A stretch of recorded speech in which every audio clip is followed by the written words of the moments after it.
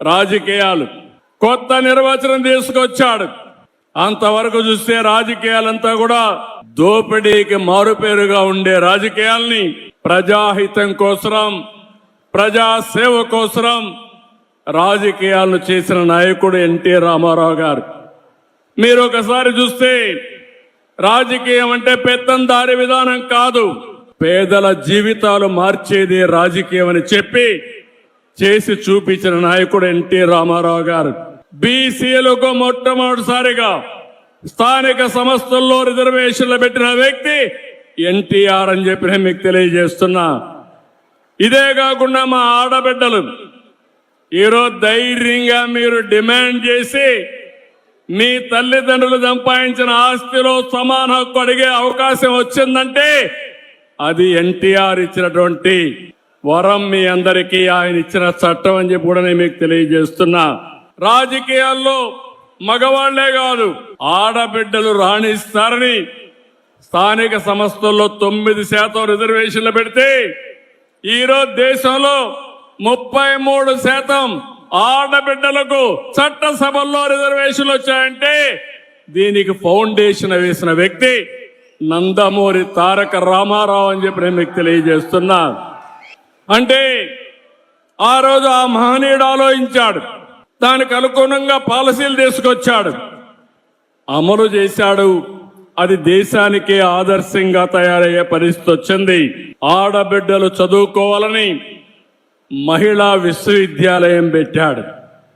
ఇంకో పక్కన బడుగు బలహీన వర్గాలకే కాకుండా పేదలు గాని, కార్మిక, కర్షక, మైనారిటీ సోదరులకి సంక్షేమ కార్యక్రమాలు తీసుకొచ్చాడు.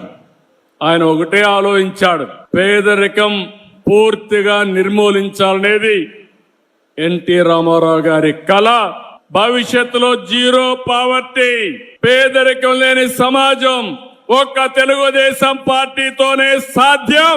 అది చేసి నిరూపిస్తాం.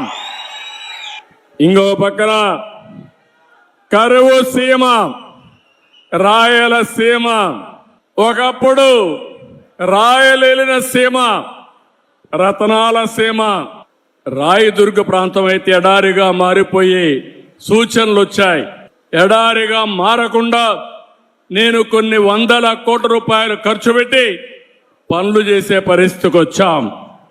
కానీ ఎన్టీ రామారావు గారి స్ఫూర్తిని మీరు చూస్తే ఆ రోజు తెలుగు గంగ, హంద్రి నీవ, గాలేరు నగిరి కాలువలు ప్రారంభించి రాయలసీమ రాళ్లసీమ కాదు రతనాల సీమ కావాలని ఫౌండేషన్ వేసిన వ్యక్తి ఎన్టీఆర్. ఈ జిల్లాలో గండికోట ఆయన ఆ రోజు కట్టింది. అన్ని ప్రాజెక్టులు మనం చేసినంత కూడా ఆయన కట్టినట్టువే.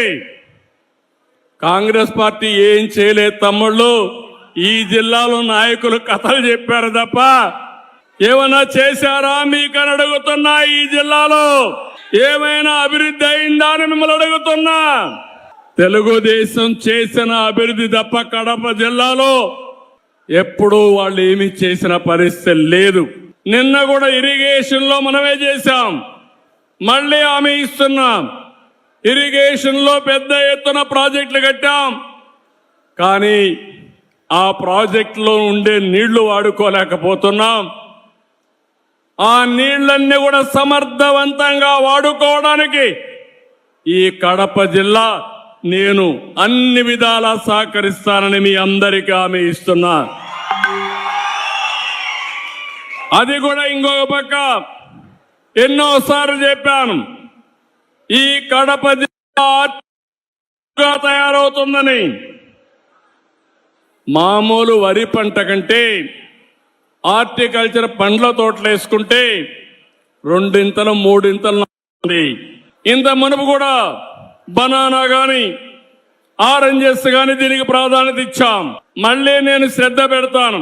నేనున్నప్పుడు రాయలసీమలో మైక్రో ఇరిగేషన్ కి 90% సబ్సిడీ ఇచ్చాం. అది కూడా తీసేసే పరిస్థితికి వచ్చారు. మళ్ళీ నేను వచ్చిన వెంటనే రాయలసీమ రైతాంగానికి మంచి జరగాలని ఈరోజు 90% సబ్సిడీతో డ్రిప్ ఇరిగేషన్ మీకు ఇస్తున్నానంటే అది తెలుగుదేశం పార్టీ. ఒక పక్క డ్రిప్ ఇరిగేషన్ వచ్చి, ఒక పక్క ఆధునీకరణ వచ్చి, ఇంకో పక్క హార్టికల్చర్ పంటలు వేసుకుని మార్కెటింగ్ అని ఎస్టాబ్లిష్ చేస్తే ఈ రాయలసీమకు తిరుగుండదు. రాయలసీమలో ఎక్కువ ఆదాయం వచ్చే జిల్లాలు చూస్తే కడప, అనంతపురం జిల్లాలో కూడా ముందుకు వచ్చే పరిస్థితికి వచ్చింది.